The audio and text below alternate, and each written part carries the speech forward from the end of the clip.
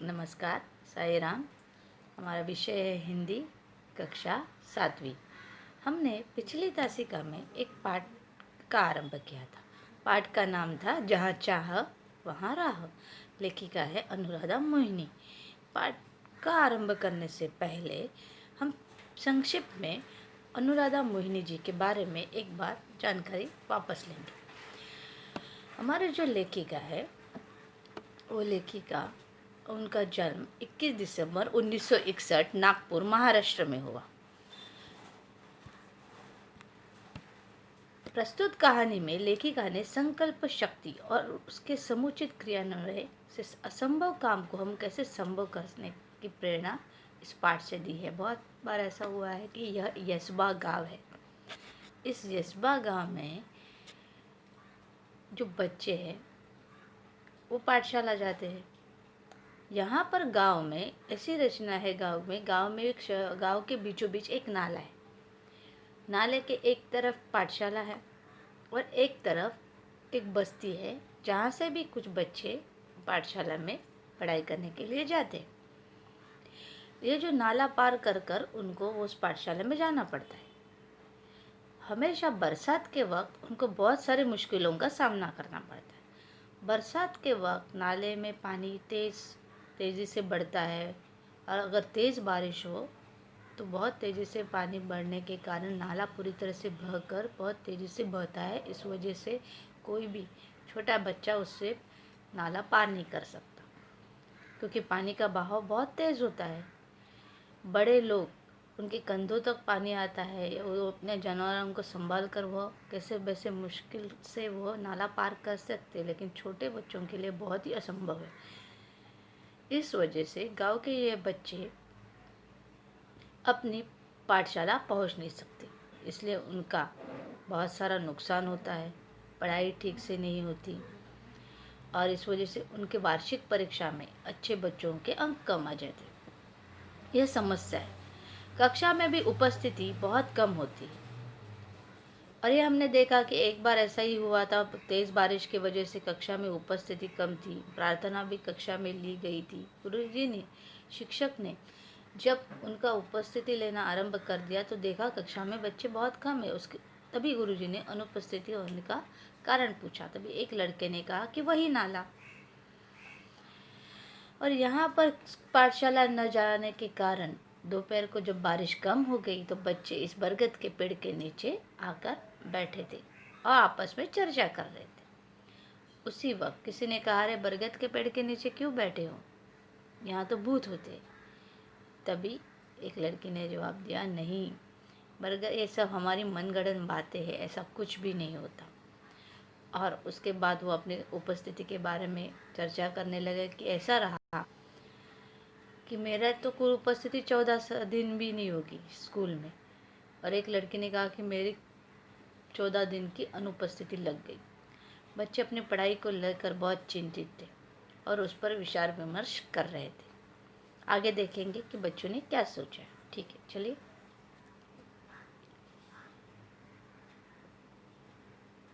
हंसो मत, कोई कुछ कर सकता है तो वह हम ही है। आत्मविश्वास भरा यह स्वर दामिनी का था। हर समस्या का निदान संभव है। प्रकृति ने विचार करने के लिए हमें बुद्धि दी है। मुझे विश्वास है कि हम सब मिलकर विचार करेंगे तो कोई न कोई रास्ता अवश्य मिलेगा। कोशिश करने वालों की कभी हार नहीं होती। देखिए, ये सब बच्चे अपने अपने विचार प्रकट कर रहे थे। उसी वक्त दामिनी ने कहा, कोई कुछ कर सकता है तो वह है हम ही है। उसने यह वाक्य बहुत ही आत्मविश्वास से कहा।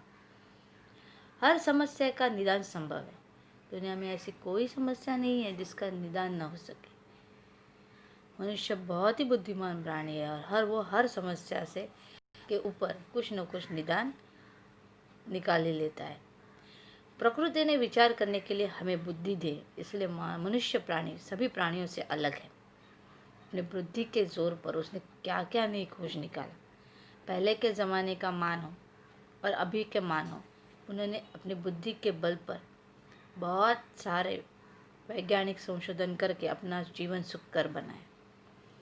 इसीलिए मुझे विश्वास है कि यह हम सब मिलकर विचार करेंगे तो अवश्य कोई न कोई रास्ता मिलेगा, क्योंकि कोशिश करने वालों की कभी हार नहीं होती। इस तरह से गामिनी ने उनको उनका आत्मविश्वास बढ़ाया और सबको विचार करने के लिए प्रेरित किया। सभी बच्चे सोच में पड़ गए, विचार करने लगे कि इस समस्या का हल कैसे निकालें। दामिनी की बातों ने बच्चों बातचीत का माहौल बदल दिया और सभी लोग बच्चों को दामिनी की बात सच्ची लगी और उस पर वो विचार करने लगे। अभी तक जब तक मजाक मस्ती चल रही थी, वो सब बंद करके वो इस मुश्किल से कैसे रास्ता निकाले इस पर सोच विचार करने लगे। हर कोई गंभीर समस्या के हल के बारे में सोचने लगा। हल मिल गया, हम बरसात में एक पाठशाला जा सकते हैं। आशीष की आंखें चमक और स्वर में उत्साह था। कैसे? सबने एक साथ पूछा। हम नाले पर पुल बनाएंगे। पुल? मित्रों के स्वर में आश्चर्य का भाव कर आशीष ने आत्मविश्वास पूर्वक उत्तर देते कहा, हाँ पुल। सभी लोग सोच रहे थे। इतने में एक लड़का जो था आशीष, उसको एक आइडिया आई, कल्पना सूझी और उसने कहा, हाँ समस्या का हल मिल गया। सबने पूछा कैसे? तो बोला, हाँ हम इस नाले पर पुल बनाएंगे, ब्रिज। मित्रों के स्वर में आश्चर्य भाव कर आशीष ने मित्र देखा कि मित्र सभी आश्चर्यचकित होकर देख रहे। ये देखकर उसने आत्मविश्वास पूर्वक कहा, हाँ पुल बनाएंगे, और उसने अपनी योजना यहाँ पर बताई। विज्ञान की पुस्तक में हमें पुल की जानकारी पड़ी है। जब कभी शहर गए हैं, बड़े बड़े पुल देखे भी है। अंतराल जल से हम जानकारी प्राप्त कर सकते हैं। गांव का नाला बहुत ज़्यादा चौड़ा नहीं है, हमें लगभग 10 फीट का पुल बनाना होगा। आशीष ने कहा कि विज्ञान की पुस्तक में हम सब ने पुल की जानकारी पढ़ी है। जब कभी विज्ञान साइंस जब कभी शहर गए हैं तो हमने बड़े बड़े पुल भी देखे हैं। अंतराल जाल से, इंटरनेट से, अंतराल जाल से हमें जानकारी भी प्राप्त कर सकते हैं। गांव का नाला कुछ ज़्यादा चौड़ा नहीं है, हम लगभग 10 फीट का पुल बनाएंगे। पुल बनाने का विचार जंगल की आग की तरह, जैसे जंगल में लगता है ना आग, तो सब पूरे पेड़ों तक फैल जाता है, तुरंत फैल जाती है वो आग। उसी तरह इनका पुल बनाने का विचार पूरा येसबा गांव में फैल गया। बच्चों के दिमाग में आई ये कल्पना बड़ों को भी अच्छी लगी। हर व्यक्ति इस विचार और विद्यार्थियों के हौसले की प्रशंसा कर रहा था। जो गांव के बड़े बुजुर्ग लोग नहीं सोच पाए थे इतने सालों से, वो छोटे बच्चों ने सोचकर उनकी जो नई कल्पना गांव के सामने रखी थी, वो कल्पना सबको पसंद आई थी। सब उनकी प्रशंसा कर रहे थे, उनके हौसले की प्रशंसा कर रहे थे, क्योंकि मुश्किलें तो सभी को हो रही थी, किसी का काम आसान नहीं था। बड़े लोग अपनी जान पर खेलकर वो नाला पार करते थे हर बार। छोटे बच्चों को तो वो रोक देते थे, लेकिन बड़े लोग अपने काम के लिए वो हमेशा अपनी जान पर खेलकर नाला पार कर कर गाँव में जाते थे। सभी के लिए वो नाला समस्या का कारण बन चुका था। इसीलिए किसी को हल नहीं मिल रहा था और बच्चों ने हल ढूंढ के निकाला, इसलिए सभी लोग बच्चों के हौसले की तारीफ करने लगे। विद्यार्थियों ने छोटे छोटे समूह बनाए, अपना एक छोटे छोटे ग्रुप बनाए। इस प्रकल्प प्रोजेक्ट की बारीकियों पर काम करना शुरू कर दिया। मतलब पुल बनाने के लिए कौन से सामान की ज़रूरत है, वो कहाँ मिलेगा, कहाँ से मिलेगा, कितने पैसे खर्च होंगे, इन सभी का एक सामग्री, मतलब जो सामग्री मतलब साहित्य जो लगेगा, साधन सामग्री, उसकी सूची बनाई, सूची लिस्ट। सामग्री खरीदने के लिए 20-20 रुपये एकत्रित करना आरंभ कर लिया। बच्चों ने इस नाले पर पुल बनाने के लिए जो पैसे लगेंगे, उनके लिए सामग्री लगेंगी, उसके लिए उनने हर एक लोगों ने 20-20 रुपया निकाला। अब पाठशाला के शिक्षक और गांव के लोग भी सहायता के लिए आगे आ चुके थे। समस्या से बच्चों की नहीं थी, तो सभी लोगों की थी। इसलिए इस के लिए पाठशाला के शिक्षक, उन्होंने भी सहायता की, गांव के सभी लोगों ने सहायता की। सब ने एक साथ आकर इस काम को अंजाम देने का सोचा। सभी लोगों ने हाथ बटाना शुरुआत की। देखिए, कोई भी काम अकेले करने के लिए जितना समय लगेगा, लेकिन हम लोग एक साथ होकर अगर वो काम करेंगे तो समय कम लगेगा। संगठन में इतनी अच्छी शक्ति है कि बहुत बड़ा और मुश्किल से मुश्किल काम भी आसान हो सकता है और जल्दी हो सकता है।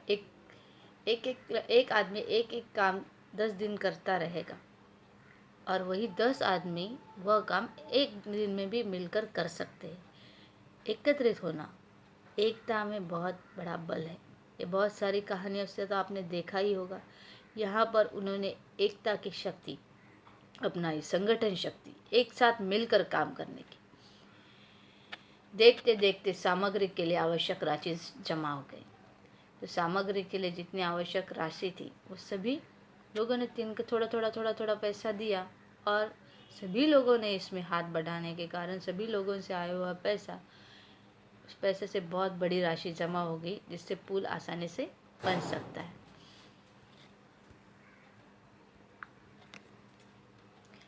बुजुर्गों का अनुभव, युवाओं की शक्ति, विद्यार्थियों का उत्साह, सब साथ मिलकर काम कर रहे थे। देखिए, बुजुर्ग लोग, बड़े बुजुर्ग लोग थे, ओल्ड पर्सन्स, उनका अनुभव, उनका एक्सपीरियंस, क्योंकि उन्होंने बहुत साल का एक्सपीरियंस था उनका, इसलिए उनका एक्सपीरियंस काम आया इस काम में। युवाओं की शक्ति, जो गांव के नौजवान लोग थे उनमें बहुत जोश था, ताकत था, उन शक्ति काम आई यहाँ पर। और विद्यार्थियों का उत्साह, सब साथ मिलकर काम कर रहे थे। संगठित प्रयासों से काम आकार लेने लगा। सभी लोग एक साथ होकर उस ब्रिज बनाने का काम करने लगे, पुल बनाने का काम करने लगे। तो सब उनका जो काम आकार लेने लगा, सभी कार्य सफल होते हुए नजर आने लगे। सीमेंट के बड़े पाइप खरीदे गए, बहुत सारे पत्थर इकट्ठा किए गए, ईंटें लाई गई, बंजर ज़मीन से मिट्टी खोदी गई। देखिए, यहाँ पर मिट्टी कहाँ से ली है, तो बंजर ज़मीन से, अच्छी ज़मीन से नहीं। जो ज़मीन पर बहुत साल से बंजर पड़ी है, जो कुछ काम की नहीं, वहाँ से उन्होंने मिट्टी लेके आए। गांव के छगन बाबा नामक एक बुजुर्ग ने प्रचुर मात्रा में रेत उपलब्ध करा दी। गांव के एक बुजुर्ग आदमी थे, मतलब बहुत ही ओल्ड पर्सन, उनका नाम था छगन बाबा। उन्होंने प्रचुर मात्रा में, प्रचुर मीन्स अधिक मात्रा में, रेत उपलब्ध करा दी कि जितनी चाहिए उतनी रेत उन्होंने उपलब्ध करा दी। मतलब पुल बनाने के लिए क्या क्या सामग्री उन्होंने इकट्ठा की है, तो सबसे पहले पुल बनाने के लिए सीमेंट के पाइप खरीदे हैं, बाद में पत्थर इकट्ठा किया है, ईंटें और मिट्टी, वो बंजर ज़मीन से, और रेत। यह सामग्री गांव में ब्रिज बनाने के लिए या पुल बनाने के लिए ली गई है। आपको हमेशा प्रश्न पूछा जाता है कौन सी सामग्री इस्तेमाल की, तो आपको लिखना है सीमेंट के पाइप, पत्थर, ईंटें, मिट्टी, बंजर ज़मीन से मिट्टी लिखोगे या मिट्टी लिखोगे तो भी चलेगा, और रेत। इन सामग्री का उपयोग करके ब्रिज बनाया गया। ब्रिज बनाने के लिए किन लोगों ने हाथ बटाया था?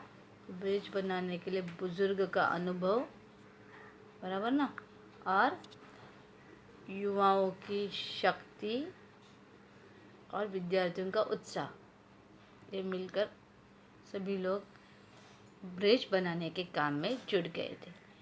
तो आगे देखिए, एक और एक कदम बढ़ने लगा गांव। अतः आनंद की वह सुबह भी आ गई। गांव में एक एक करके वो कदम बढ़ाने लगे, एक एक दिन होते गया, काम आगे बढ़ता जा रहा था, सभी मिलकर जोश में वो काम कर रहे थे। आनंद की वह सुबह भी आ गई, वर्षों की कठिनाइयां दूर हो गई। केवल 15 दिनों में ग्रामीण और विद्यार्थियों के सामूहिक श्रमदान से।